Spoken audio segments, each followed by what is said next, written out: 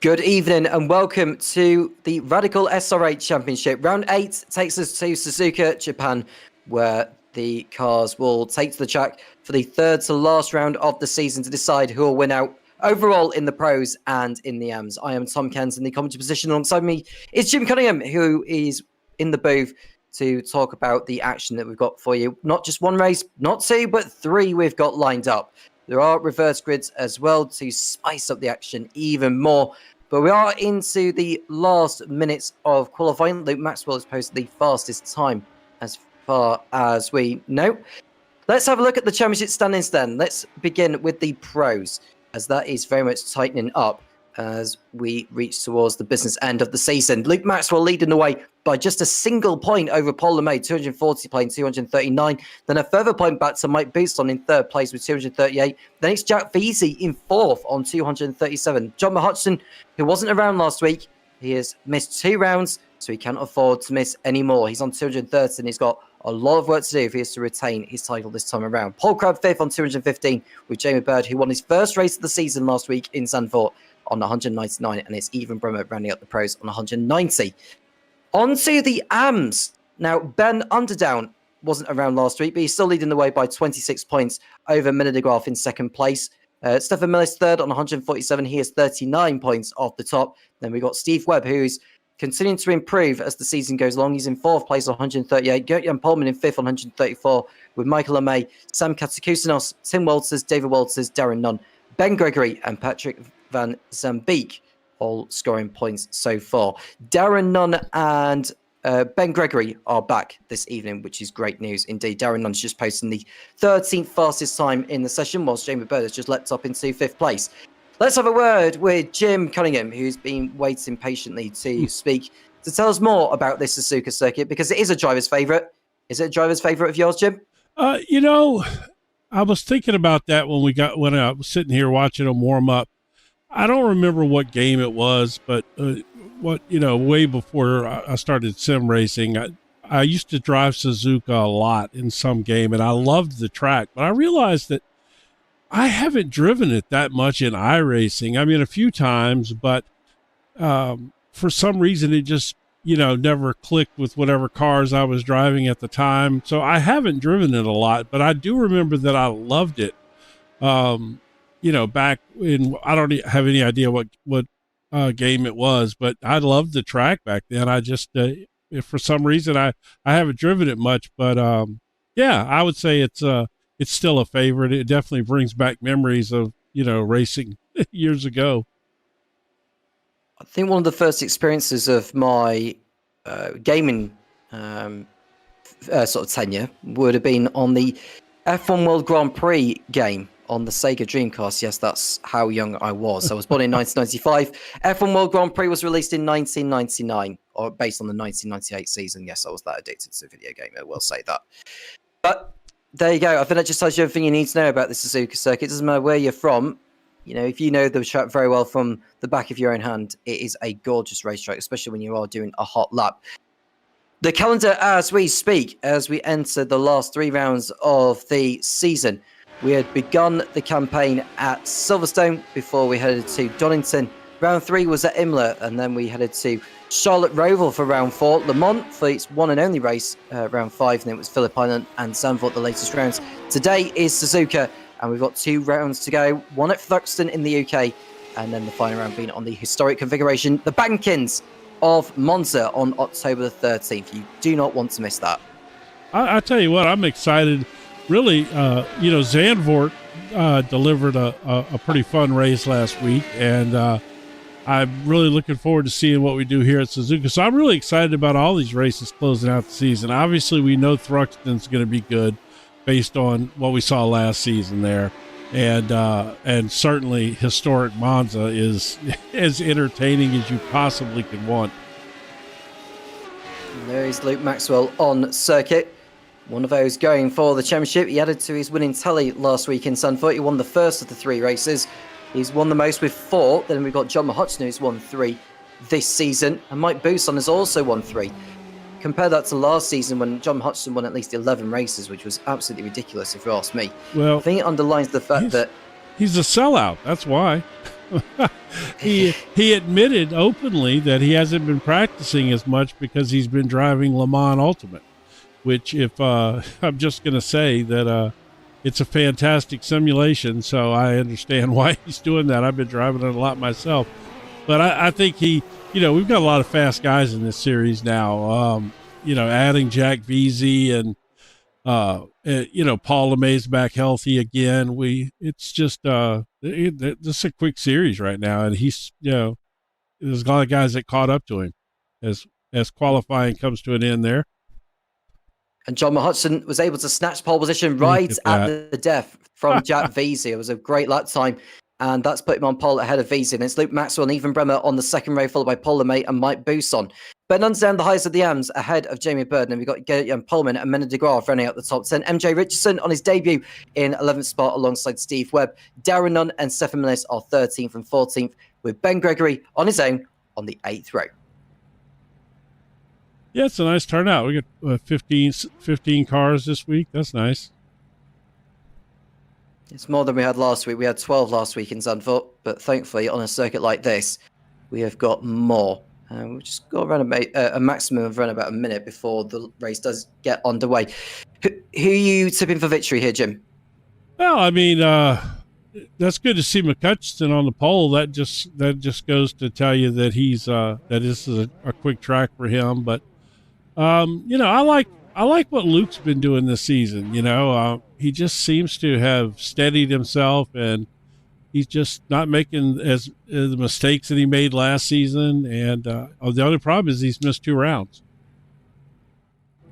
Just waiting for Steve Webb to make his way onto the grid. All the cars are in position now, and we are good to go for the first race here at Suzuka, round 8 of the Radical SR8 Championship. We've got 1 light on, 2, 3, 4, and 5. Lights are on. Lights off. It's go at Suzuka. Good getaway from Hudson. Not so from Jack Veazey. He's allowed Luke Maxwell to just swoop by him. He could even have a run on John Hudson into the first turn, and someone up the inside of Maxwell can help it. But Hudson has been able to hold on to the lead for the time being. He goes onto the curb a little bit as they come out towards the S's, but it's Hudson who leads. Maxwell up to second place, and it's Jack Veazey down to third, followed by Ethan Bremer, Paul LeMay, Mike Bousson, Jamie Bird getting in front of Ben Underdown at the start. And it doesn't feel like we've had too many dramas in the first section there, Jim. A great rate start indeed. You just see there's a few more cars tussling at the back. Yeah, McCutcheon's around. Yeah, Hudson round at Dunlop corner, and that's forced Hudson to take advantage, and he's been clattered by Ben Gregory by the looks of it. John Hudson's race is over for sure. That was a very nasty hit, but that's allowed Luke Maxwell once again into the lead. Wow, man, McCutcheon's car took a shot there. Holy cow. Ben Underdown.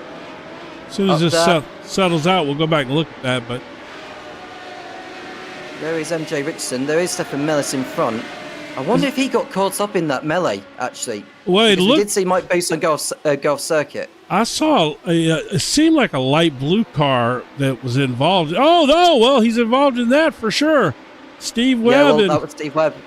Yeah, I don't know why Stefan Millis turned in at that point there, because he should have known that Steve Webb was alongside. He was never going to disappear, and, that was totally inflicted by Millis on that occasion.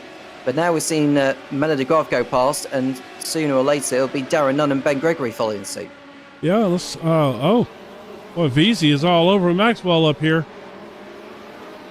And he is. And Hudson's exit from this race, he is back into pit road, has allowed these to scamper off, and Jack Veazey has a chance to go for a win here. He's got 2 already this campaign. He want to add another one to keep himself in the hunt.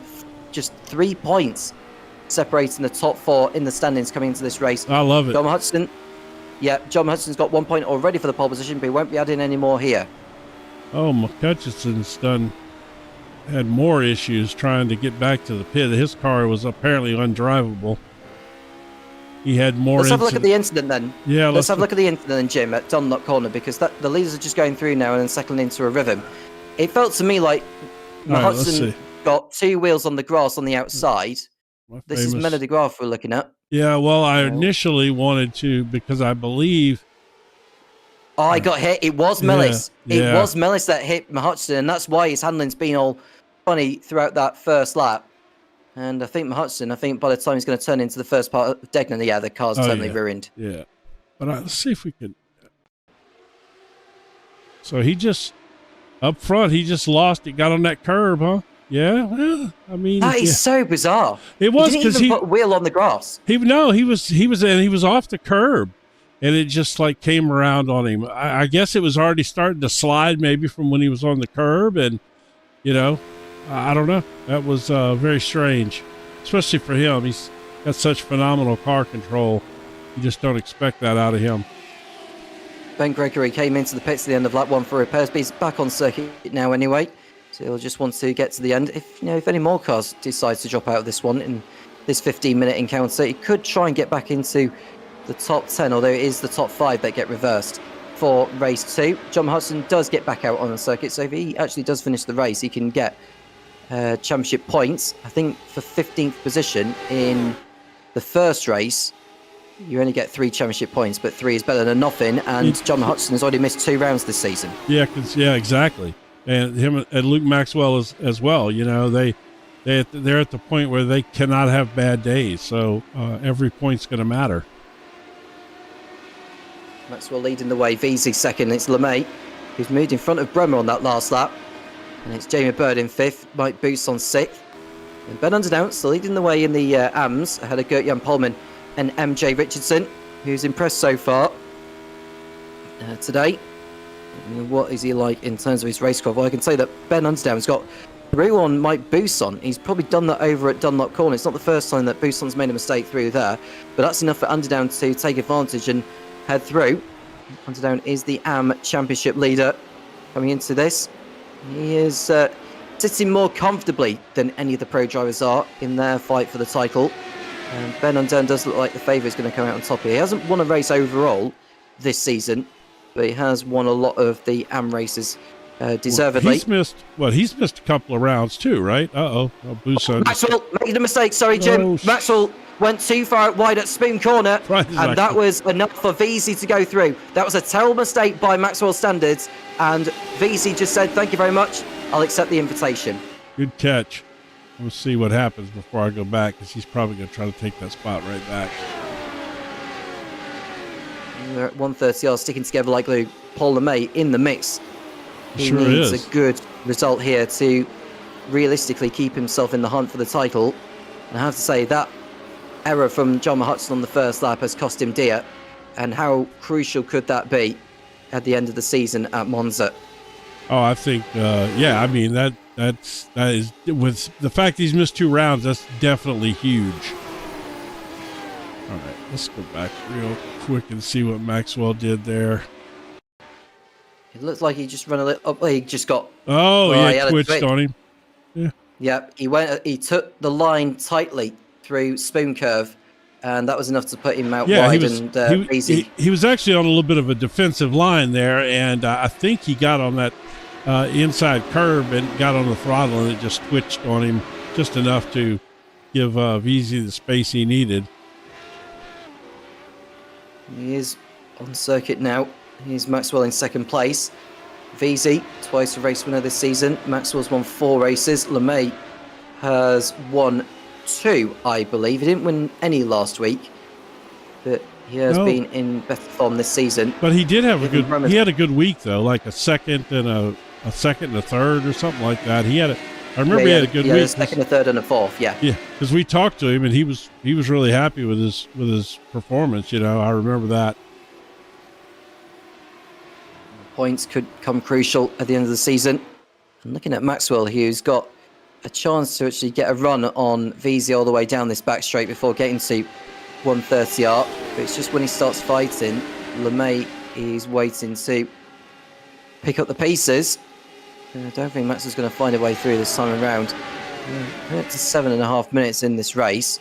I will say that we've got 4 more laps to go. But VZ is looking ever so strong.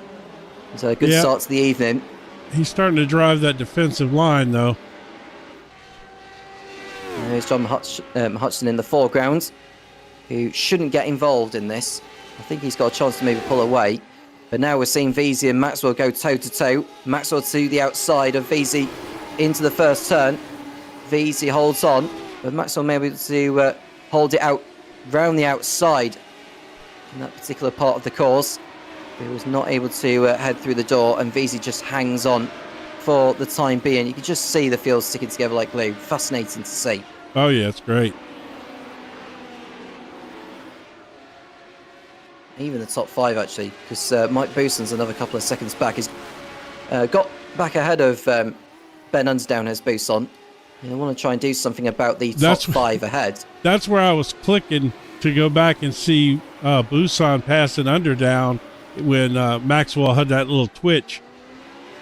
And I clicked to go back there right as it happened, of course. Lock up from Jamie Bird at the hairpin. I'll tell you what, though, these guys, Ewan Brimmer and Bird are catching this pack because, you know, I think that Jack is driving a fairly defensive line there, and so they're not running at top speed right now, and these guys are catching them. We're fixing to have a 5-way fight up here in the front before long. Down the back straight, LeMay is actually closer to Maxwell than Maxwell is to VZ. I don't think VZ is going to be able to pull away here. He is going to have to manage his tyres between now and the end. It's quite abrasive, this track surface of Suzuka. And there goes Maxwell to the outside later on the brakes than VZ, but Maxwell's always going to run wide there. There was no way he was going to get that car slowed down to make the apex, and that allowed VZ to go back ahead. Yeah, and it also slowed him and LeMay down a little bit. It gave VZ the most breathing room he's had since he took the lead. Jamie Bird is trying to make a move on Ewan Brimmer here, but Brimmer is really protecting that position. Look at Maxwell and LeMay. So to cut across you, Jim. Maxwell and LeMay were side by side going through the first turn, and LeMay is able to hold it out through the S's, but two-way contact. Maxwell gets on the curb on the inside, they touch, and LeMay just about keeps it together, points it in the right direction. But that was so marginal.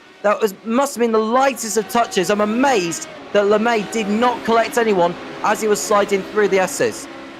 Yeah, they definitely touched, though, for sure. Let's go back and see that. What would that be? Down to 6th position goes Paul LeMay. You could just see here. I wonder if LeMay gets on the curb. He caught the curb. Yeah, he did.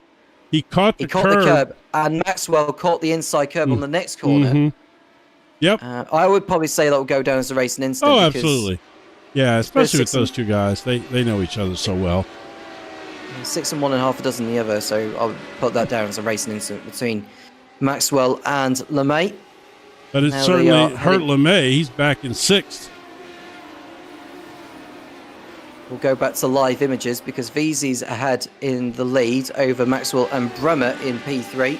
Jamie Bird, 4th place in the Racing 86 machine. How long will it be before he decides to head through on Bremer? Mike Bouson's now moved up into 5th position, which would be enough for him to start race 2 from reverse grid pole.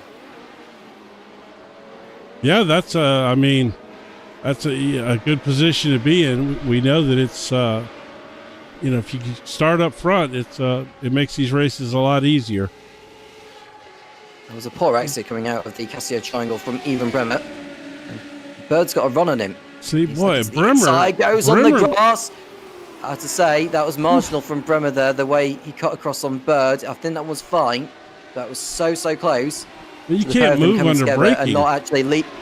Well, I don't know if it's the fact that you can't move on the brake. I don't know if you can really brake through the first turn because it's not a corner where you need to really slow down so much in a Formula 1 car anyway. I think with these machines you probably need to apply the brakes by the time you get to the second part of it. But yeah, he did move across rather late, did Bremer. It was more the fact he moved across too late rather than he moved in the braking zone, I would say. Well, and the thing is, whether, that you approve or disapprove of that kind of driving, the simple fact is if you do that too many times, you're eventually going to get wrecked, because eventually the guy's not be able to slow down and is going to catch you and spin you. So you put yourself in a bad spot, it's just, not a very safe tactic. But it worked out in this case. He's still holding on to the position. Still there is Bird, holding off Booson and LeMay. Ben Undan's right behind this slot. He is over 4 seconds clear over Gert-Jan Polman in the race in the AMS. So it looks like Undan's going to get another good set of points here. Yeah, it seems MJ like Richardson could go for an AM podium. Yeah, he is. That's let's go real quick. Is it my imagination? Do we have like 3 orange and purple cars in this race? I saw that, yeah. I think that might be one of their default liveries, so I think something may need to be settled between Ben Gregory, Darren Nunn, and Steve Webb, and maybe MJ Richardson if he's got the same livery as well. Oh, Meanwhile, it's the last Buson. lap, and we've got Mike Buson attacking Jamie Bird for 4th position. He Nice finds a way move. past, no problem. Yeah, that was a good overtake from Buson. nice pass right there. Yeah. Luke Jet is Veazey. he's got nothing for Veazey, man. Veazey's gone. Veazey's not going to be challenged from here unless he makes a mistake of his own. Yeah, really, I don't think the top 3 at all are going to be challenged, to be honest with you. We've got a fight for 4th position then between Buson, Bird, and LeMay. The other battle we've got is between MJ Richardson and Mena de Graaf for the final podium spot in the AMS. So de Graaf will fancy a go at it on this last lap. He hasn't got a lot of time left. John Hutchison is doing his best to close in on Ben Gregory, but he's nearly a minute off him, so he won't be catching him. But at least he's going to be setting some fast lap times. I think he might have the fast lap of the race, if I remember correctly. No, it's Jamie Bird, believe it or not, that has the fastest lap. That doesn't surprise me. I mean, Jamie is fast for sure. And Jet Veazey is coming towards 130R for the last time in this one. 10 seconds to go. The clock will reach the 15 minutes before the leader heads over the line. But what a drive again from Jet Veazey. Made the most of the errors from John Hutchison and Luke Maxwell to make amends. And this gives him a realistic shot of the championship, with there being 2 more races to go tonight and 6 more in the coming weeks in Thruxton and at Monza. Through the Casio Triangle for the last time and through the last sweeper, Jet Veazey wins at Suzuka in the Radical SR8 Championship. It's the 3rd win of the season for the Brit, ahead of Luke Maxwell and Ivan Bremer, who makes it the pro podium. Mike Boost on 4th, getting by Jamie Bird on that last lap. Paul LeMay down to 6th. And Ben Underdown wins, and that's Mena de Graaf spinning before the line. Before the line, too. He gets over the line, but it's Ben Underdown who wins in the AMS out of Gert-Jan Polman. And MJ Richardson, in his first race this campaign, is on the podium. Steve Webb 4th, getting by Mena de Graaf, thanks to de Graaf's spin. Stefan Millis, Darren Nunn, and Ben Gregory running out those in the AMS. We're just waiting for John Richardson to get over the line, bagging some points at least. Yep. John McHutchison. You said Richardson. John Hutchison, sorry. I don't know why I said that. Well, I just refreshed the paints to see if maybe it was a trading paints issue while we had all those orange and purple cars, so we'll see. Yeah, man, I really feel for John. You know, that was a tough spin. I mean, it was all on him, though. It wasn't like he got wrecked, you know.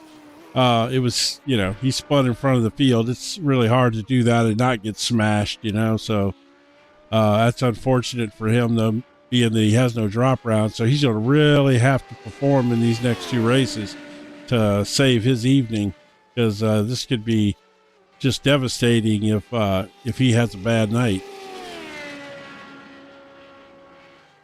There's John Hutchison coming through. It's about 3 championship points for finishing in 15th position. Little consolation after a terrible race. And he's got some work to do if he is going to keep himself realistically in the hunt, involving him, Luke Maxwell. That is not what I thought John McHutchison would look like. I don't know. I had an image in my head, and that's not it. Let's run down on the race result then. Yep. Jet Veazey coming out on top ahead of Luke Maxwell, Ivan Bremer 3rd, Mike Boost on 4th, and it's Jamie Bird 5th, and on reverse grid pole for race 2. Paul LeMay 6th, and it's Ben Underdown 7th. Gert-Jan Polman, MJ Richardson completing the AM podium. Steve Webb, Mena de Graaf, Stefan Millis, Darren Nunn, Ben Gregory, and John Hutchison. All 15 drivers making it to the end. Let's run down on the grid for race number 2. Jamie Bird is on reverse grid. Pollard and Mike Buson, Even Bremer, Luke Maxwell, Jack Veazey and Paul May are next. I think the whole field are on the grid already, Jim, so we may as well just go to the start lights as we begin the second race here at Suzuka. The lights are coming on now, and we are good to go here. 4, 5, lights are on. Lights off, it's go, and Bird gets away so poorly compared to Mike Buson, who finds his way through. There's a spinner at the back, that's Ben Gregory. He doesn't take anyone with him. Mike Buson is ahead of Bird through turn 1. Bird did try to fight back, but Buson was too far in front before they even got there. Yeah, that's unusual. Jamie's usually a pretty good starter, but Buson definitely got off the line there like a rocket ship. Paul LeMay third, ahead of Jack Veazey. LeMay making up 3 positions from his starting spot. Great job from him. Veazey up a position, and Ben Unsdown's up 2 places from where he had started. Paul starts from Even Bremer and Luke Maxwell, who are in 6th and 8th respectively. But I have to say, with John Hudson down at the back, I think we're going to be in for a different race here compared to race 1. Yeah, I agree. And I think John's going to be on a mission. And then we look at Menedigoff, who... So is that Menedigoff there? I'm trying to see from that angle there. It might be Gert-Jan Polman. He's got Luke Maxwell over the back of him. It's Gert-Jan Polman second in the AMS. As the time tower comes onto the screen. And you can just see where everyone is in the pecking order. Darren Nunn, I think, also had a moment on that first lap somewhere. We'll leave that alone for now. But Mike Buson, 3 times a race winner this season. He won twice at Donington. He won last week, the second race at Zandvoort 7 days ago. He's gone in for another win here to keep himself in the championship fight.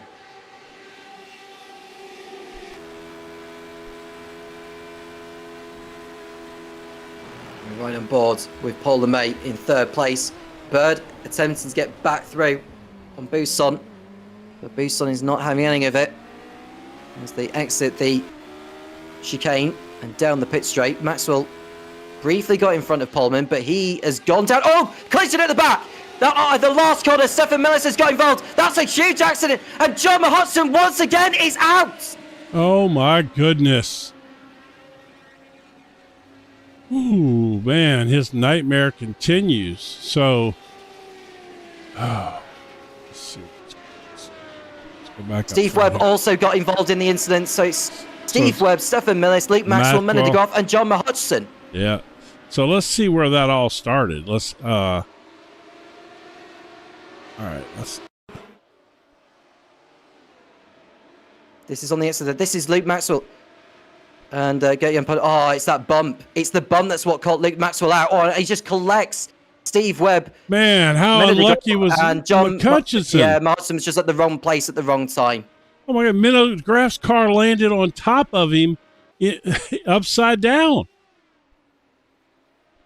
Bird's gone for a spin, Jim. Bird has spun on this lap. He's tumbled down the order. I don't know what's happened, but he's gone off at the hairpin and is leaving gravel all over the circuit, which won't help the other drivers. But I don't know how he's managed to do that. He's down the order to P8. Let's see what happened. Apparently, Paul LeMay passed him right here. They collided. Oh, they did touch. Yeah, they did touch. That hurt Paul LeMay as well. Yeah. Okay. Yeah, they touched. I mean, that was the most minor of touches, but I don't know that really matters. In fact, Steve Webb has got damage to his car. I wonder if he may decide to come in to get that sorted out because he's losing too much time. So he'll probably end up in the pit lane. He's currently running 4th in the AMS, but I don't see him continuing on. Darren Nunn has got by him. There is the front end of Steve. Yeah, he can't even make the corner. Yeah, he's just trying to limp it back around, I think. Oh, yep, there he goes. Okay, that's not surprising. He just needs to slow down so he doesn't speed. I think he's gone in too quickly there, Jim. I think he may end up with a pit lane speeding penalty for Steve Webb, but won't compound his misery anymore. Mike Buson leads him by a whole second on Jack Veazey, and it's Even Bremer. He's had a better evening so far. In 3rd place, it's Ben Unsdown up to 4th overall ahead of Paul LeMay, who is not having the best time of it. And there's a little switch from Underdown through Dunlop, and he's able to carry on. Yeah, you could just see Steve Webb's got that black flag next to his name when he comes out of the pitch, you'll see it in a moment because I'm convinced he's gone in too quickly. That was the Paul LeMay incident. Yeah, they definitely got together. I just wanted to see if they actually did touch, and they did. Doesn't look like Steve Webb's got that penalty, so he should be all right from here on in. Miller de Graaf has got to slow down as Luke Maxwell goes back in front of him. So this opens the door in the championship race involving the likes of Mike Bousson and Jack Veazey, who have had splendid evenings so far. Either of them could end up in the championship lead after this round is over. Paul LeMay also.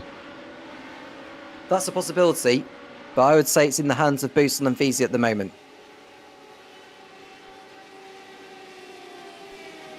Yeah, I mean, again, Paul's though, he's right there. They're all within a couple of points of each other.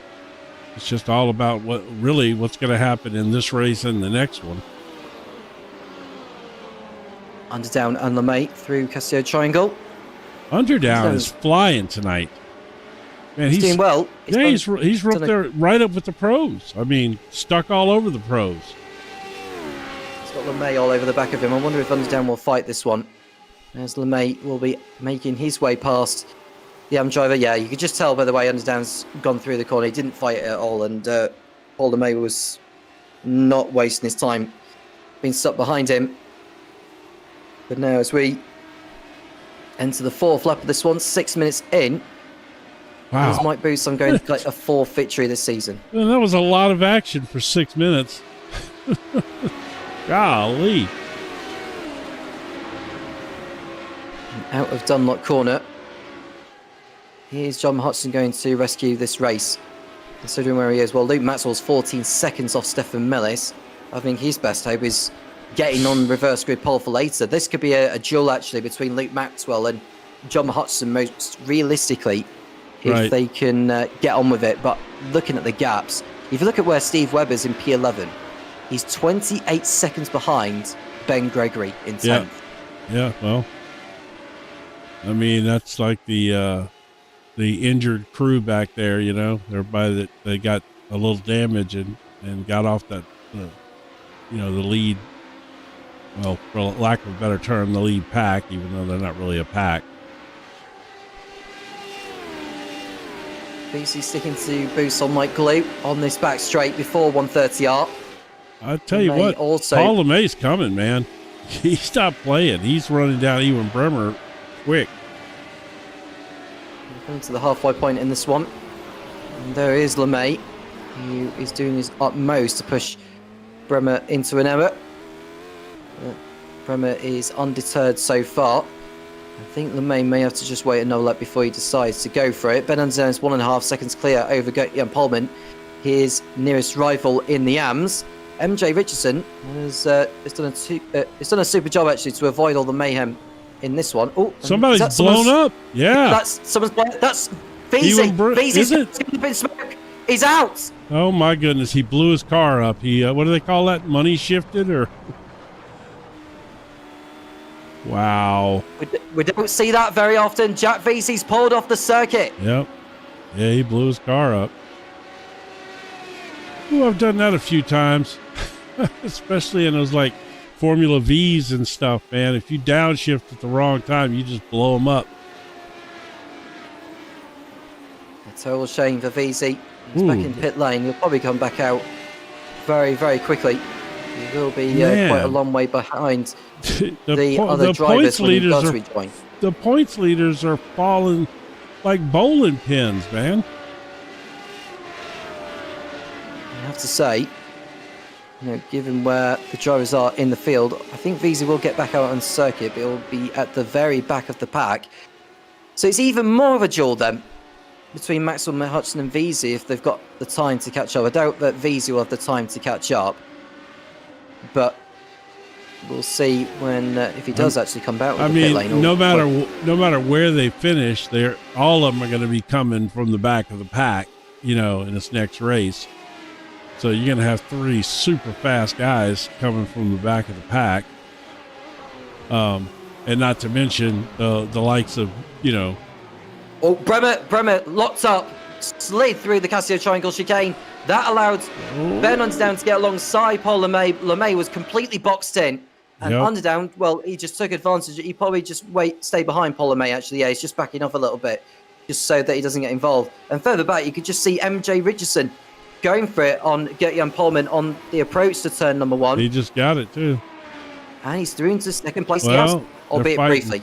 Yeah, they're fighting. That's good racing right there between those two guys. Giving it their all. Polman and Richardson. Oh, that was so close. I thought Richardson was going to rear-end him. Polman's car was sliding there, and he just held on to it and kept his foot in it. Out of the Dunlop corner, up the hill. And will we see Richardson decide to make a move on Polman? Maybe over at the hairpin if he can help it. Behind these two is Jamie Bird, who's trying to make up for lost time after he came together with Polomé at the corner, which these two are approaching now. Polman and Richardson.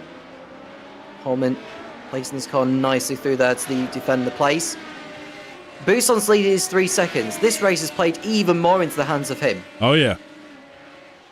Yeah, I'm keeping an eye on that Paul LeMay. He's closing on Bremer, but they're not close enough yet to pull away from this battle. But because this is a good little fight right here. Out of Spoon Curve they come. Rising the curb is MJ Richardson. And further up ahead, you can see Bremer and LeMay nose to tail here, Jim. Yep. We can go to them. Yep. LeMay on the tail of Bremer out of here. And LeMay's completely alongside this time. I don't think Bremer's going to really fight this one unless he decides to really, really make it as difficult as possible. Well, I think he made it as difficult as possible from the moment that LeMay got alongside. But I think Bremer may make the most of the slipstream. And there we see MJ Richardson going through on Gert-Jan Polman before they get to turn 1. But what about LeMay and Bremer in their fight? I think LeMay was able to hold on in front of Bremer this time around. He's through into second position. Yes, he is. And he's holding it for now, yeah. Man, these two guys here are getting after it. Of course, that's just letting Ben Underdown run away with the lead in the AMs. But what a good fight these guys are having. Now the question is Paul LeMay got enough time with a little less than 2.5 minutes left to try to catch Busson? I don't think that's going to be possible. We're on the penultimate lap of this race. Mike Busson's going to make it another win to add to his campaign. He'll move into the lead of the championship as it stands, even with the drop scores. Each driver does drop their 2 best scored rounds for the campaign. And Busson, well, considering how he's been getting on tonight, I think he's likely to add to his total. But we're looking at Ben Underdown behind Bremer. I think LeMay's left Bremer for dead here, and I think Bremer may be under attack from Ben Underdown for the final podium position overall. Yeah, I think Ben Underdown's trying to show everybody, especially the head of the league, John McCutcheon, that he is ready to move up. And still some work to do, Ben Underdown.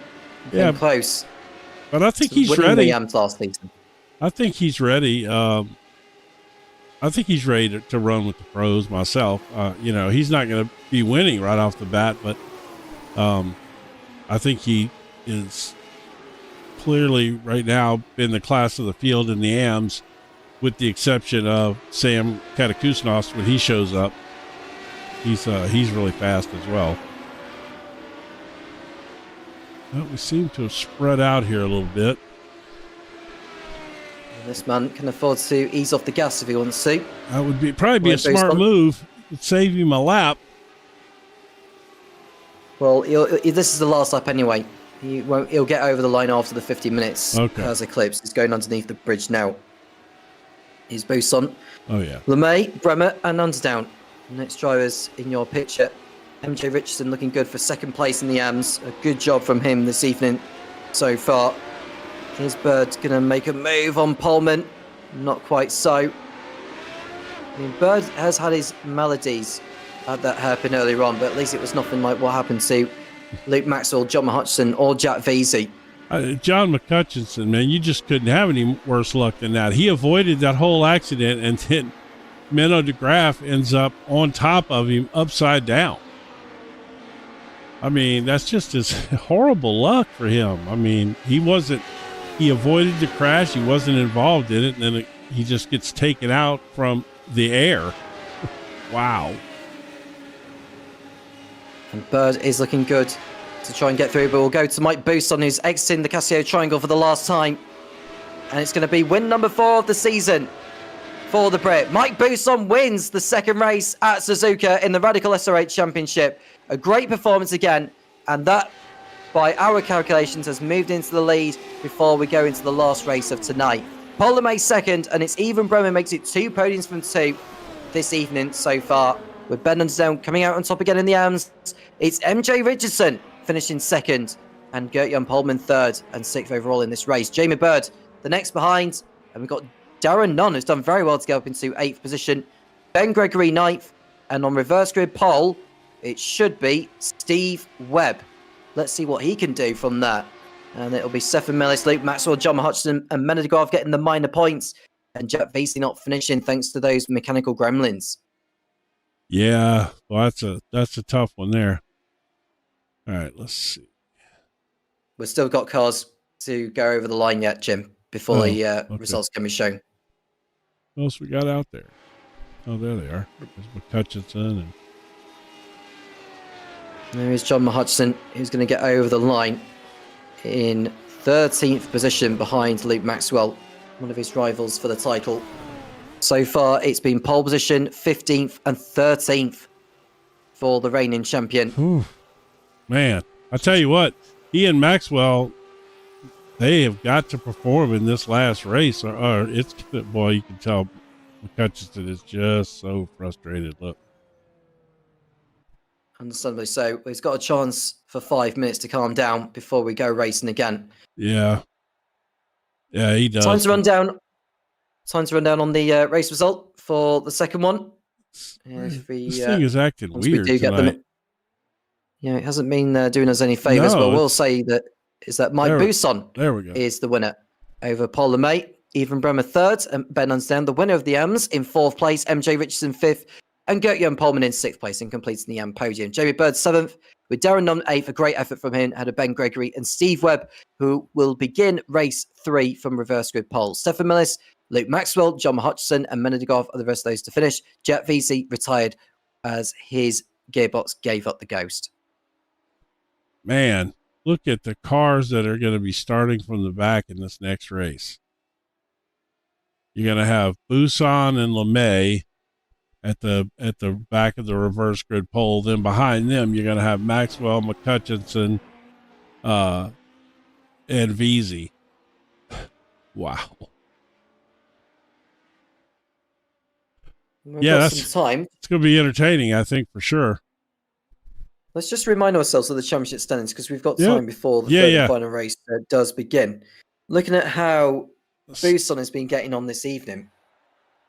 Yeah, I mean, I can't remember where he's actually missed a round yet this season. But given that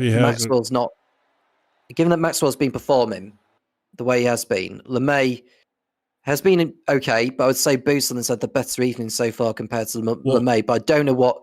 Where did Maxwell finish in the first race? He finished in. I'm just trying to remember now off the top of my head. I'm glad you've asked that question. Maxwell finished in 2nd position, I believe. Yeah, he finished 2nd in race 1. If you haven't joined us in the live chat, thank you very much. And feel free to get involved if you ever so wish to do. And we'll happily read out them. And Andrew Ugly coming in saying, Team Lead Free for Orange Army Racing. They're all teammates. Okay, thank you very much for filling us in on that. Andrew, thank you very much. Boxing Orange, the Orange Army drivers are all part of the same iRacing endurance team. That'd be a good team. Gert-Jan Polman saying that we have pictures of the drivers now, which is something I did know, actually. Mick Veazey coming in saying, go Jack. I assume Mick is Jack's dad. Correct me if I'm wrong, if it is the wrong relation. then I do apologise in advance. If you could let us know, Mick, that would be fantastic. All right, so back to the championship standings. Let's look at that again for a second. So yeah, Maxwell's having a pretty good night. LeMay's having a pretty good night. Busan's having a good night. McCutcheon, horrible night. But Maxwell, Paul Crubb isn't here. No. I mean, clearly the winner tonight so far is Busan and LeMay. Even though, because Maxwell just had a horrible finish. McCutcheon, I can't even. Just, wow. That's all I can say with his night. Well, he's got to have a really strong end to the evening. He probably needs to win this race. Oh, yeah. Hutchinson, if he's going to, reduce the arrears in the championship. He was 10 behind going into this evening. And he's going to need all the luck in race 3. It'll be 20 minutes long with the top 10 reverse from the race 2 result to determine the grid here. You were asking me about this track earlier, and I told you I played it when I was, a kid or younger or whatever. Not necessarily a kid, but this is the first track I remember having a Ferris wheel, or I don't know, what do y'all call those over in UK? They're called Ferris wheels as well. Okay, as well. Yeah, we call them. Yeah. Unless you're talking about the London Eye. No. Well, that's, yeah. But no, I mean, this was the first track I remember having a Ferris wheel at it. You could see it in the game and everything. And of course, now there's a bunch of tracks that have it. I know Spa has one. Obviously, Daytona has one. There's several that are out there now. We have drivers out on circuit. There is one of the Orange Army racing. Now, in case you're wondering why it's called Orange Army, well, the likes of Steve Webb and that, they are all marshals. We did meet Steve over at the Good Investment Speed earlier this year. He's a charming man. Yeah, that's right. I forgot about that. So they race endurance together, and they're all marshals. Look, man, God bless the marshals too, man. Those are volunteers, that it's hard work to be out there all weekend like that, and yeah, just thank them for their time out there. These races couldn't happen without these marshals. We'll run down the grid then for race 3, and it is Steve Webb on reverse grid pole, and it's Ben Gregory next. Darren Nunn and Jamie Bird in 3rd and 4th. Bird starting the highest of the pros. Then we've got Gert-Jan Polman and MJ Richardson in 5th and 6th. Ben Nunsdown and Even Bremer on row 4 with Polymate and Mike Booth on out the top 10. Stefan Millis and Luke Maxwell on the 6th row of the grid. Then we've got John Hudson and Melody Graff and Jack Vesey running out. A lot of drivers out of position. Let's see what they can do over the course of the next 20 minutes. A lot of the lights are coming on now as well, Jim. Sorry to cut across you, but we need to go to the lights because they're coming on. 3, 4, and 5. Lights are on. Lights off. It's go for the last race. A poor getaway from Ben Gregory, but Steve Webb got tremendously well off the line. And by the fact that he's been practicing that so much this season, he has pulled away ahead of Gert-Jan Polman in 2nd position. We've got Jamie Bird and Ben Nunsdown next. And it's Even Bremer in 5th place out of MJ Richardson. Polymay, Mike Booth on. Luke Maxwell has come through from the back nicely in 9th. And we've got Stefan Millis in 10th place. John Hudson's made up 2 positions. Yeah, those guys are moving up fast already. And Even Bremer is continuing to lose positions there. He's side by side there with Ben Nunsdown before they get to Dunlop Corner. Nunsdown remains ahead over Bremer as they come out of Dunlop Corner. And this is the Degner 1, and the Degner 2 will follow. But so far, Steve Webb, that's by far the best start I've seen from him since he's joined. When this settles down, I'm going back and going to do a replay of his good start, because we sure showed his bad ones early in the year when he had a few bad starts. He deserves it. That was, yes, he absolutely blasted off the line right there. Yeah, and the bad news for him, he's got a pro driver behind him, which is Jamie Bird. I don't know how long it'll be before Bird gets by, but I just hope that Steve can make a good fight for it, because he's done well so far tonight, and I've got a feeling he may fancy winning out in the AMs if it. Somebody's off track. That's LeMay, That's MJ Richardson. He's clipped the barrier. He's out. Here's MJ Richardson. Race over, unfortunately for him. He got wide on the curb on the exit spoon, and it was always going to end in disaster for him. Maxwell moving to the outside, a boost on through Way 130 yards from outside. Steve wide. He'll get a slowdown, I think. Luke Maxwell. He didn't. We'll see soon. Well, he didn't that time. We get the timing tower up, please, Jim. That'd be great. As Maxwell continues to be pulled clear of Buson. I think that slowdown's gone away very quickly, actually, if it did come up for Maxwell. But Hudson's on the tail of Buson. So we've got the 3 red line drivers nose to tail. BC has had a crash. Well, he's still going in the race, actually, is VZ. Well, let's see what happens here. So he's behind Mellis. And ahead of Mellis, that will have been... Oh, that was the other orange. He got collected.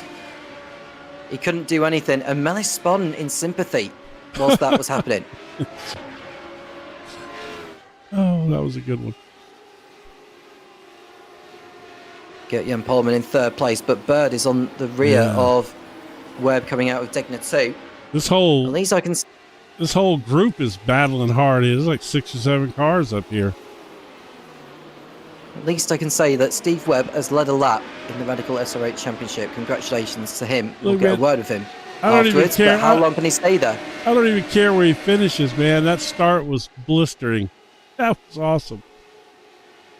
I'm so happy for him. Oh, there he goes. Yeah, well, Bird's got by. I wonder if you had that on your bingo card at the beginning of the season, that Steve Webb would make a tremendous start like that and also lead in a lap. Probably not, given the way he started this season. You know, everybody kept talking about what a good driver he was. He just had to get used to these cars and, you know, and standing starts, which he didn't. You don't do in GT3 cars very often. So,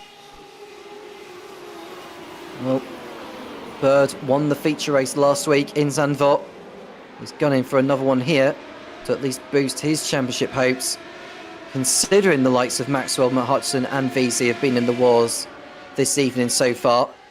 Buson is in 8th place. He'll be fighting it out with LeMay even now, because Maxwell, Buson and Hudson have caught up to him, and this would have been the battle for the lead if they were all able to keep it together. They touched, yet Maxwell and LeMay come together, not for the first time tonight.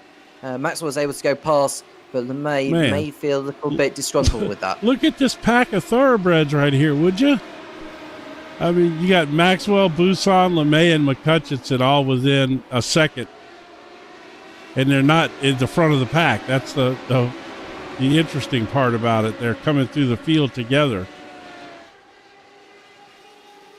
Bird continuing to pull away. 7 cents clear over Steve Webb coming through the Degner curves. But it won't be too long before Maxwell, Buson, LeMay, and Mahudson find their way past those. Polman's got through on Webb momentarily at least. And is Webb able to get the car so down? He had underdown all over the back of his gearbox, actually. I was worried whether he would break a little bit too soon, and underdown running into the rear of him. Yeah, these guys battling up here is not going to be good for them, because it's allowing this fast group of guys to catch them, you know. And you got Brimmer at the front of this group now as well. Certainly no slouch himself. So this is quite the pack of people, and Underdown, who, like I said, has been running with the pros all night long. This is a heck of a group here. It's down all over the Orange Army racing car of Steve Webb. Oh, you can just see that curve's lethal through 130R. On the outside of it, it's just waiting to just pitch you off, and you know, he's just got no chance. There goes Webb. Webb's off. Bad mistake from Steve Webb. Yeah. And now we've got a 3-way fight. That's Maxwell slingshotting his way past, or shooting his way past. Busan doesn't know where to go. Bremer, Maxwell should be through on Bremer this time around. Yep. But what a costly error from Steve Webb. I'll tell you what, that's a big break for Maxwell right there, because Bremer and Underdown have been battling, and he got by both of them. This is going to be, he could pull away right here from the rest of these guys. Hudson up to 8th place. And Andrew Richardson's got to slow down next to his name. And he will be needing to slow down in the near future. LeMay's all over the back of Buson through Degner 1. and 2. We're on lap number 4 of this one. Now we had about 8 laps in the first couple of races each, and it looks like we could well get 11, I would say, by my estimation. You read my mind. I was just about to ask you how many laps we were going to get. I think it'll be 11. It'll definitely be 11 on this one.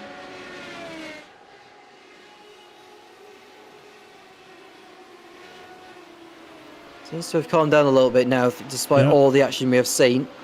But Gert-Jan Polman has done a super job so far in this, in second place in the AMS.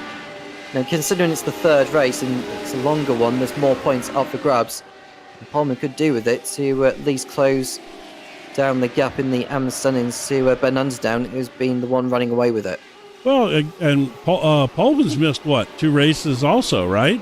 He was on holiday for 3, yeah. He missed 3 rounds. Yeah, because he was on holiday for 2 weeks. I remember because he was watching and chatting with us from vacation. Down the pit straight they come, the field again. But we're at 12 minutes to go in this last race here at Suzuka. We've got Thruxton and Monza still to come to round out the championship. Busan overtakes Underdown for 5th place. Busan he had a good run there. Maxwell's done well to recover after a really torrid race too. He's now in 3rd place and he just needs to take his time with Gert-Jan Polman. He's got him though. He's got him, yeah. And just wonder how long it'll be before Maxwell closes in on Jamie Bird. I don't know why I said Sam Bird. The professional racing car driver. Jamie Bird is what I was alluding to. Luke Maxwell in 3rd place as Polman gets out on the curbs heavily. There it is. And is Maxwell going to be later on the brakes here? Well, he is later on the brakes, but it's Polman who's going to have the inside line, the tighter line through the hairpin. But the outside, considering it's on an incline, that corner, it helps Maxwell just go past like that. Yeah, it's got a little compression out there, so you can. It's a little banking, so to speak, and it allows you to make a run on that. Oh, he ran right into the back of him. What on earth was even Bremer doing there? He came too close. See, what was Bremer trying to do in that moment? I don't know if he was planning on sending it or what was going on there. We'll get another look at it. He is in the barrier. Oh, that's all right. I just don't think he read into the fact that Polman brakes as soon as he needed to. I think he was just minding his own business there. I think he should have really... That's avoidable for me. That's poor from Bremer. Yeah, I mean, it wasn't like it was like he braked incredibly early or something, wow. It's 1.7 seconds the gap between Bird in the lead and Maxwell in 2nd place. 10 minutes remaining at Suzuka. And Bird is looking good for another win. We've got changes in the order. I think Bremer's got back 3 on Steve Webb getting by. And Ben Gregory has overtaken Darren Nunn for position. Yeah, Nunn had a little incident back there. I don't know that we need to show him struggling at the back of the field. Here comes Busan, still trying to get by Underdown. Polman. He got Underdown behind him, pushing him hard. And Busan's sending it to the inside, but it's not off the line. Oh, Polman spins. Thankfully, didn't take anyone with him, but that was another costly error. Yeah, man. Golly. This track is wreaking havoc on these guys tonight. What happened with when we were looking away, Maxwell all of a sudden... no, never mind. Never mind. Polman was in front of Busan. That's why there's that gap. Well, I thought that Bird was closer to Maxwell, but no, that's not the case. Maxwell is trying to close the gap, and it'll be interesting to see if he can. He's still got plenty of time. He just needs to get into his rhythm and put down some laps, But Jamie's fast. Again, I think if given Jamie's history, like right there, where he just off the track a little bit, and that's going to give Maxwell a couple tenths. Given Bird's history, if I'm Maxwell, I'm just going to try to put down some good laps and put some pressure on him and see what happens. You know, he has had a tendency in the past sometimes to make mistakes. Although you and I saw him the other day, and he had a really nice win in another Radical series, and he held off a lot of pressure and held it together and did a fine job. Bernard's down once again, is on course to win in the AMS. I think he's done it both times this evening as Underdown. From what we've seen from him, which is another stellar performance by the man who I would want to say he's going to end up being in the pros next season, because I just think he's too good compared to the other AM drivers. No, I mean, will. He may feel differently about that, but I think on the back of 2 successful seasons, especially this campaign where he's been able to turn up more often, he's in a different league to Menno de Graaf and Gert-Jan Polman, full stop. Yes, he is. I mean, not dramatically, but he is. I think if he was in the pros, he'd be fighting out a lot more with Bird, Maxwell, and Boesel and co. He's certainly capable with. McCutcheon. Golly. This is quite frankly been the worst I've seen John Hudson ever over the course of one round. This is by far the worst I've seen from him. Yeah, look who's coming too. Look at this. Got it down to 3/4 of a second now. He's trimmed, basically trimmed a second off right now from where he's at. And Maxwell is approaching Bird on the pit straight with 4 laps to go. I think Maxwell is, he feels that he needs to make up for what happened in race 2 and get by Bird. I think Bird needs every single point he can get to at least keep himself in the fray for the championship, considering all the drop scores that will apply. Steve Webb has got back in front of Ivan Bremer. I think Bremer may have made a mistake, so now he's behind Webb. He's done well to recover, actually, after his earlier moment on the exit of the Casio Triangle chicane. Bremer's dropping down big time here. He's not having a good race so far. Yeah, he's not. He's struggling. And several of these guys are struggling at this track, man. You know, just a lot of self-spins, and, you know, these curbs are tossing them around. And there we see Maxwell getting better drive out of Degner 2 than what Bird was able to. But Maxwell having to be earlier on the brakes. Yeah. I think he's just waiting for a spot now. Just keep some pressure on him, see if he's going to make a mistake, and waiting for your hole. We haven't got long left in this third and final event here this evening. What do you think, laps-wise? We've got 3 more laps. We've definitely got 3 more laps, and Maxwell's got enough time to use that to his advantage. Including this, or? No, 3 laps to go after this one. Okay. Yeah, I think Maxwell is just, you know, he doesn't want to force the issue here and spin himself out or anything, but here he goes.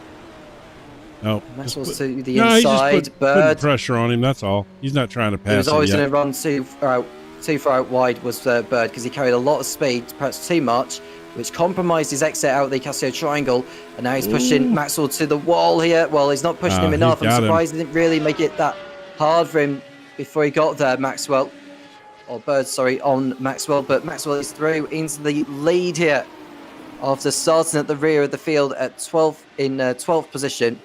He's through at last, and is it going to be win number 5 of the campaign for the man in that white livery car racing for Radline? Yeah, that was a nice move, and like you said, you know, he squeezed him out to the wall a little bit, made him at least think about whether he was going to drive it up in there or not. But he, you know, he raced him fair there. That was, you know, that was a good run by Maxwell there. You could see Maxwell hesitated and thought about not going between him and the wall like that, but then he stuck it on in there.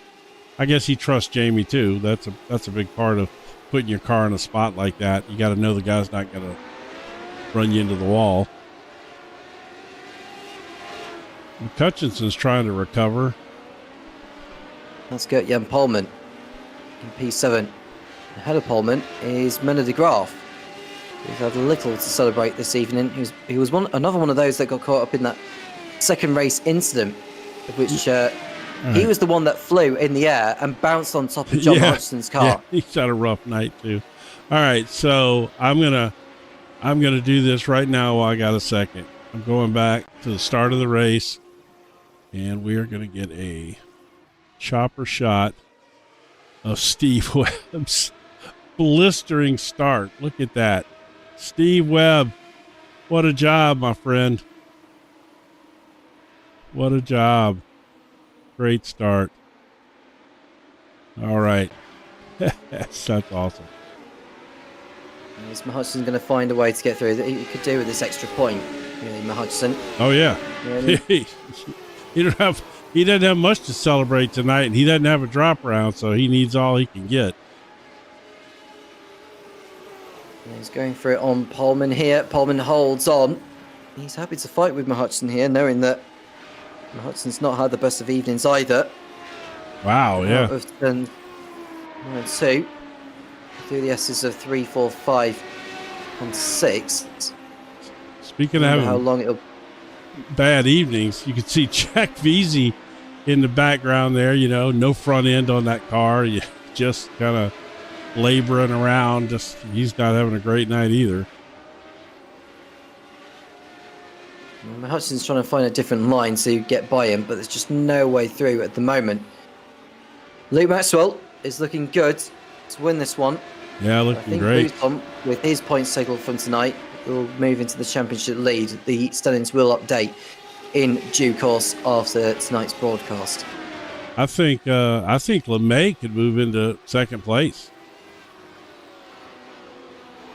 He's having a good night. Getting by Underdown as well. Oh, Maxwell got off the track a little bit there. There's not too long left to win out this. LeMay is within range to attack. Ben Underdown through 130R. Is he going to go for it at the Casio Triangle? Let's have a look here. He's going to the inside. He has to go to the inside here. Well, no, he doesn't. He just backs out of it. And the line he takes is actually better than Ben Underdown's. But Luke Maxwell has started the final lap of the race. There is that white flag.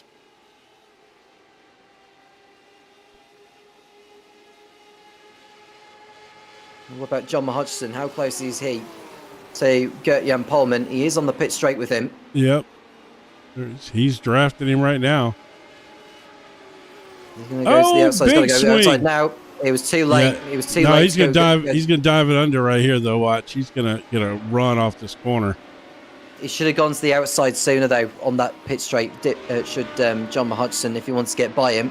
But now he's running out of chances to really make his move here. You can see he's darting all over the place, putting Gert-Jan Polman off. It feels to me like Maxwell's going to hold on here, providing he doesn't make any more errors. Bird has done well to stay in touch with him since Maxwell got by him. But now LeMay thinks that fourth place is in the offing here for him. Yeah, he could use this too. He could use this extra spot. Coming down the sweeper, the flat-out sweeper of the Suzuka course. Here's Paul LeMay. Going to send it to the inside here at Spoon. He's close enough here, and he's done it here as Paul LeMay. He leaves Ben Underdown just about enough room here, but Underdown's not giving up by any means. No. This battle's going to go on right to the flag, I think. And here we go, look, wheel to wheel. Oh, man, they're bumping. Not too long to go. Luke Maxwell's entering 130R for the last time. But LeMay and Underdown still there. And Underdown remarkably round the outside stays in front of Paul LeMay. But Luke Maxwell has driven a beautiful race again from 12th on the grid. Blasts his way through the field over the line to make it another victory this season. Luke Maxwell wins for the 5th time this campaign in the Radical SR8 Championship. Jamie Bird second, Mike Bousson in 3rd place. Ben Underdown winning again in the AMS. And it's Paul LeMay 5th. Menegoff, Gert-Jan Polman holding off John Hodgson right to the end. Jack Veazey in a disappointing 9th. Steve Webb 10th. Stefan Millis, Ivan Bremer, MJ Richardson, Darren Nunn, and Ben Gregory are going to be the last of those to head over the line. what a defense job by Ben Underdown there, man. I mean, LeMay put a nice little move on him, and Underdown held it there, and ended up they were bumping down the straightaway, and he got a better run down the straightaway after they bumped a little bit. That was exciting, good stuff right there. I enjoyed that. We've been treated to some brilliant action here at Suzuka. Indeed. And we'll run down on the final race result in Japan. There we go. It is Luke Maxwell who comes out on top. And it's Jamie Bird second, Mike Bousselon running up the podium, Ben Underdown the winner in the AMS, Polomay fifth, Benedigoff and Gertjan Polomay running up the podium in the AMS, John Hutchinson 8th, Jack Veazey 9th, and Steve Webb in 10th. Stefan Millis, Ethan Bremer, MJ Richardson, Darren Nunn, and Ben Gregory are all of those to have finished scoring points in that final race of tonight. So is that Luke Maxwell's third or fourth feature win this season? I can't remember. It's his fourth. That's what I thought. Yeah, he won 3 in a row, right? Yeah, he won 3 in a row before that run had ended in Phillip Island. Let's get a word with Steve Webb, who's joined us in the booth. Steve, oh God, we did see that start. We've put together a replay of it for you so that you can put it in your memoir. I'm gonna show it again right here. Look at this. Go on then. Look at it. Look at that. First time ever. Good grief. Yeah. Oh, I mean, man. That was the best one yet. So if that continues, I'm going to be happy. I was so excited for you, man. I said, look, I don't even care where he finishes now. After that start, look, because look, I mean, and I went back and showed it because you and I showed your bad ones, so I was sure going to show you good ones, too. So, but I'll tell you what, though, that'll probably be the one and only. Hey, but well, you got one anyway. So. Well, that's true. I didn't want to. Well, we've got a slight apology to make to you guys. We didn't warn you that there was going to be 3 of the same cars out there for the team. We were all right with it. I heard your comment. Yeah, no, we were all right with it. I first thought it was my trading paints was acting up. I'm like, wait a minute, they're not all driving the same car. No, we just thought we'd throw them in just to get more exposure for the Marshals. Well, and Marshals. credit to Tom. He recognized that was the Marshall thing and talked about it a little bit and feel free to plug it again because we Marshals are so important to the racing world. Yeah, well, shall we see what happens down at Brands Hatch with the touring cars this weekend? It'll probably be absolute carnage down there this weekend. But yeah, I mean, I made that big mistake on that. I forgot what you call it now. The last sort of chicane before the straight.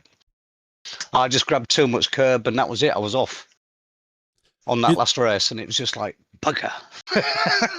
Seemed like these curbs were really tossing these cars around here. We saw a lot of guys spin, self spins, just bouncing off the curbs and the car jumping around on them. Yeah.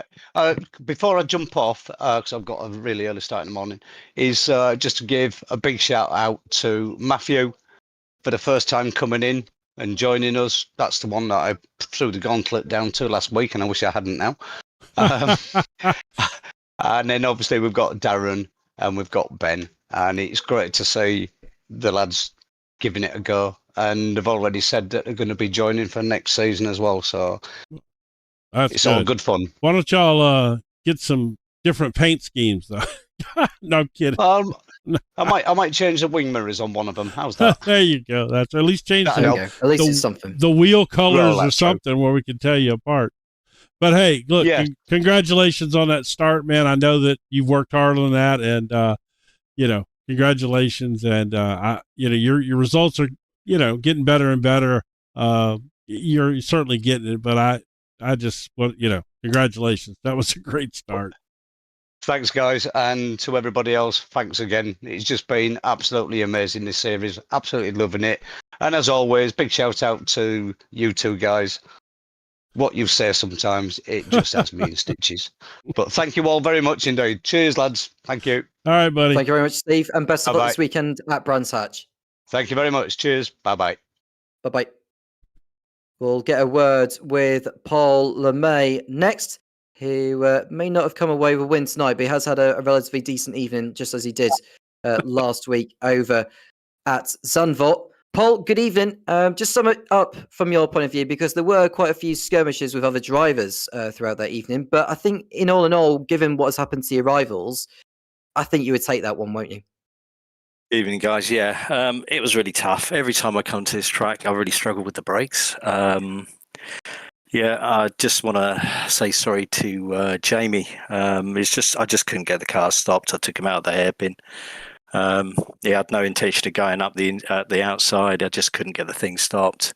So apologies to him. But yeah, I think me and Luke, I think our incident, I haven't looked at it yet, but talking to Luke, I think it was just sort of one of those incidents where you're in the twisties and it's just difficult to sort of give that little bit of extra room. So I shall have a look back of it, but I don't know.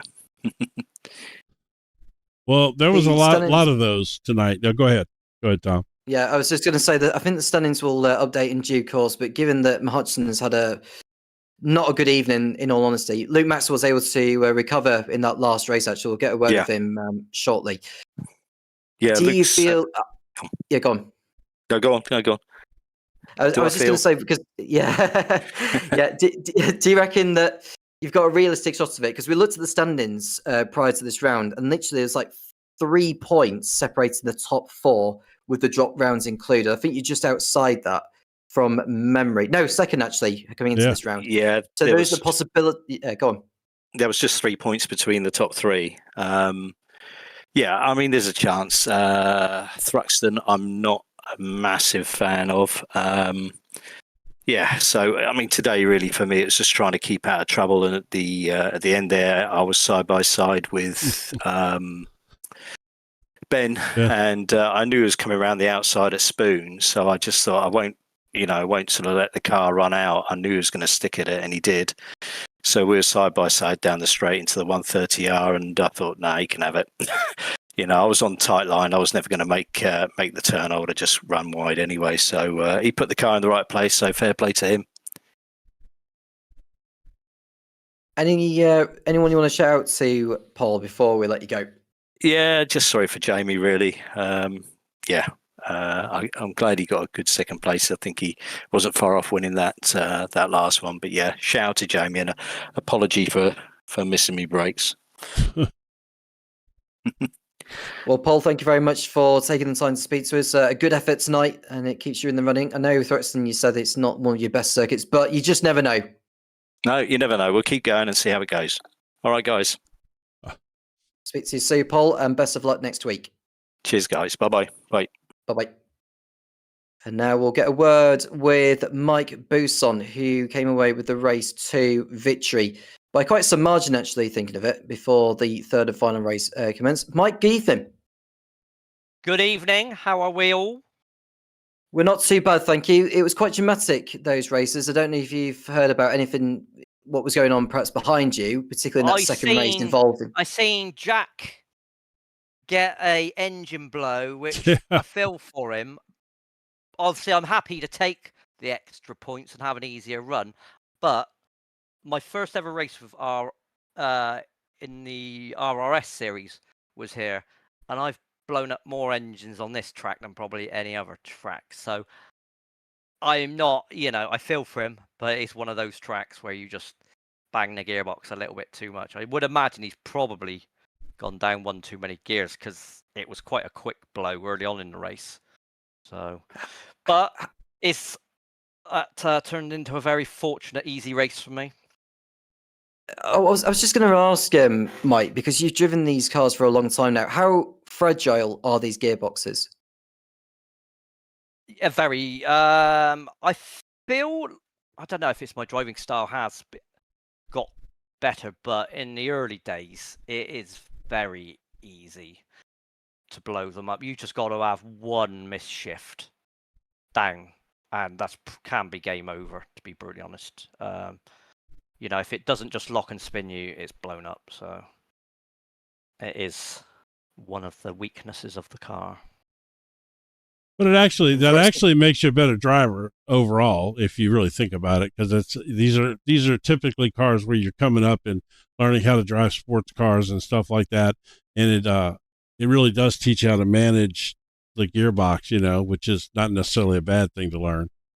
Yeah, no, it does encourage, and also it encourages for you to learn how to keep it in a higher gear and take more speed through the corner. Because when I first started with these cars, it was very much slow in. I'd normally take an extra gear down to most people and then fast out, but it is a risk. It's like the hairpin on. I don't know the names of any of these corners, but it's the one where I go down to first gear for the hairpin.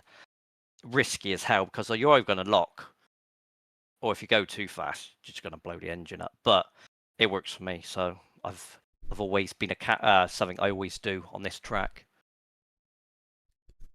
Thruxton is next week, Mike. What are you thinking there? Because we've had a word with Paul LeMay, and he's not as confident heading there compared to It's a very, in general terms, it is a very good track. It's probably, along with Suzuka, which I would have expected. I had a good performance tonight, but the problem was first race got detached because I had to avoid John. And the problem with this track is it is like a DRS train. You can be a slow driver, but if you just tag yourself on, it's hard to bridge that 2-second gap. If you fall out of the range, it's so hard on this track. Thruxton, I'm probably just second most successful track for me. So providing I keep it clean and away from people, then I'd like to think I have some very good results there. Yeah. And then Monza will be a lottery. As it was last season, for absolutely sure. Anyone want to shout out to Mike before we let you go? Oh, give a shout out to Jack's mechanics. Obviously, they must have worked hard to get that engine repaired for the third race. So yeah, shout out to Jack's mechanics. That was a good one. Anyway, thank you very much, Mike, for the time, and we'll talk again next week. Yeah, if not, I'll see you Thursday. Till later, boys. Oh, yep. See you Thursday. See you later. Have a good evening, Mike. Thank you very much. Bye-bye. We'll grab a word with Jack Veazey because he came away with the race 1 victory this evening. Jack, good evening. It wasn't all plain sailing. Obviously, you had that engine blow up in race 2. Race 1, you obviously came away with a win. Was it a good win? Sorry, was it a good evening of action for you, or do you feel like there was more that's gone begging? Yeah, there was definitely more to be had. Race 1 was good. I definitely had the pace this week. Honestly, I gave John a really good tow in Quali. So John needs to thank me for that P1 because half of it's my doing, I think. literally as the clock expired too. I mean, it was the last effort there. That was generous of you. Yeah, it has its pros and cons, the open Quali, like all the cars on the same track. But yeah, I mean, race 1 was really good, and in race 2, I can't believe I blew the engine. I didn't even know it was possible. I'm the first one to do it this championship, I think. I watched the replay back. I think I just geared down a couple of miles per hour too early because it blew as I went from 6th to 5th entering the corner. Really? The smoke didn't really build up until like the second corner, but as soon as I watched the replay, as soon as I went from 6th into 5th, it blew instantly. And I compared it with previous laps, and I geared down a couple of miles per hour higher than I normally would. So it's fine margins, but it sucks because I was chasing Mike down, and but it is what it is. You live and learn. Yeah, you live and learn, and of course that's one to go forward with entering the next race or the next round in Thruxton. how much have you raced there before, Jack? I'd imagine you've done there a little bit, but have you done so in these machines before? I'm actually going to be a Thruxton rookie because I've not raced it on any other games, and I don't own it on iRacing yet. So it's going to be a first time around the track in the car. So we'll just have to see. I don't think it's a particularly hard track to pick up. It's kind of circular, isn't it? I think from Well, a few I chicanes think here and there. I think it suits your driving style, honestly. You know, because you're kind of a momentum driver, you know, and that track really rewards being able to push it through the turns and keep your momentum up, because it's a momentum track except for really one turn. So yeah, I think it's going to suit you well. You just need to find your lines. You know, there's some interesting lines around there.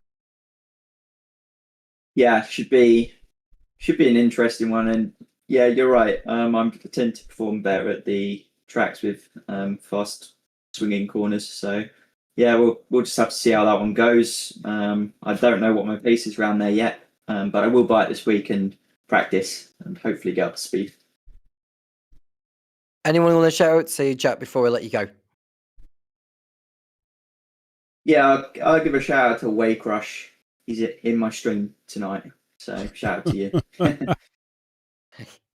Yeah, I was just seeing that. I've just seen his name come up in the live chat. So I think your dad is it your dad? Is Mick your dad? By the way, yeah, he is my number one fan, I think. So.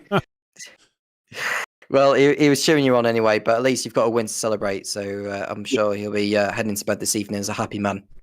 Yeah, could have been worse. Exactly. I won a race, so can't complain too much. I'll let you go then, Jack. Thank you for speaking to us, and best of luck at Thruxton next week. Okay, cheers, guys. So Paul just jumped in, but let's pull Luke in. He's been in there since the beginning, and we'll get Paul after Paul just popped in. So yeah, well, we've got Luke in the booth now. Luke, a warm welcome, and well done on getting that 4th feature race win of the season. That's 5 in total for this campaign. It wasn't easy though, was it? That was tough, starting from, what was it, 11th, 12th? 12th to the win. Through 12th for the win. That's tough, especially at Suzuka. So I do feel a bit bad. I was off track on the first lap, getting around Mike, and you know, I think I just couldn't keep it on. I did ease off and tried to make the corner. So you know, I was in an hour and about giving the spot back. But I thought no, just carry on. I think if it was any other lap, I would have. But it was just no front grip at all. Raced that one, but no, cracking fun. Great fun trying to race there. I'm not normally very good at Suzuka, so I have put a bit of practice in this week, and pleased to have pleased with the victory. Certainly wasn't expecting that from 12th place in the last race. And apologies to John and Meadow. I think it was was it? I can't remember now. We took out in the second race when I spun there. So apologies to those guys. Yeah, it was very dramatic. I mean, Jim might be able to find that instant involving the likes of yourself. Was it Mena de Graaf? Mena de Graaf was the one that was flying in the air and bounced on top of John Hutchinson, who literally had nowhere to go. Yeah, no, I'm not. That I can only replay the last race. That once it switches over, we can't see the previous races, unfortunately. But yeah, that was one of the crash of the years there, man. Poor McCutcheon got taken out. He avoids the whole wreck, and he ends up getting a car lands upside down on top of him to take him out. What a brutal way to go. It's not very lucky. I was in chat with him at the time, so I was like, oh, sorry, John. Let's mess that up. Because especially with race 1 for him as well, it was not his night tonight. So no, and I tell you, he's in the same spot you are. You know, y'all don't have any drop rounds left, really. So, you know, this was a rough night for him for sure.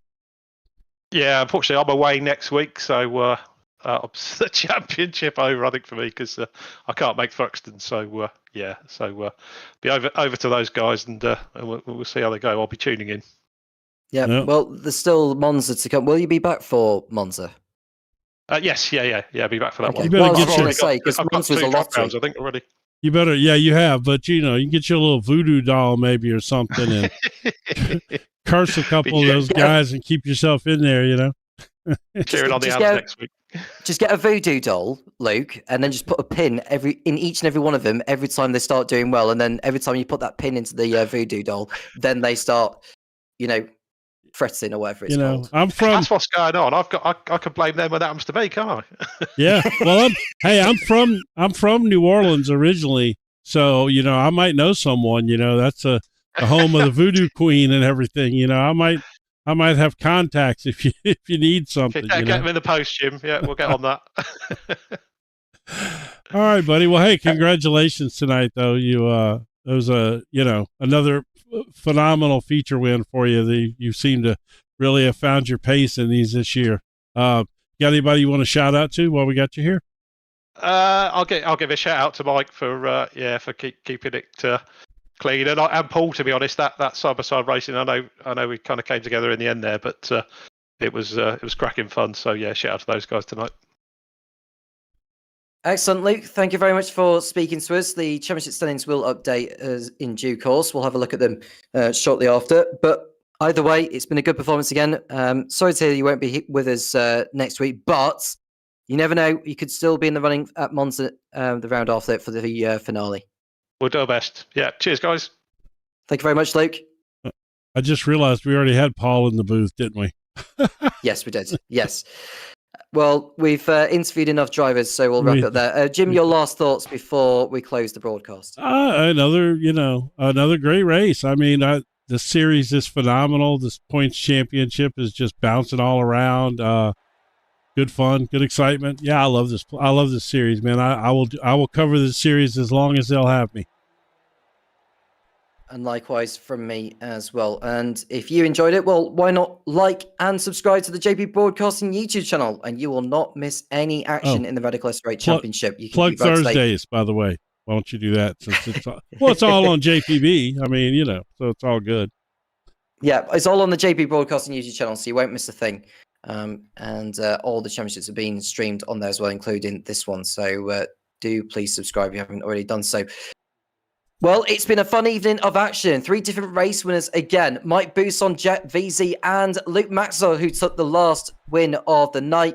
The championship standings are due to be updated, but it seems to me like Luke Maxwell and Mike Bousson and perhaps Paul LeMay are the favourites to be going for the championship. John Hutchison having an evening to forget again. Are his championships dashed, or is there still more to come and more twists at Thruxton next week? You know where to find out in 7 days' time. I am Tom Cairns with Jim Cunningham, and we'll speak to you again soon when the Radical SR8 Championship returns.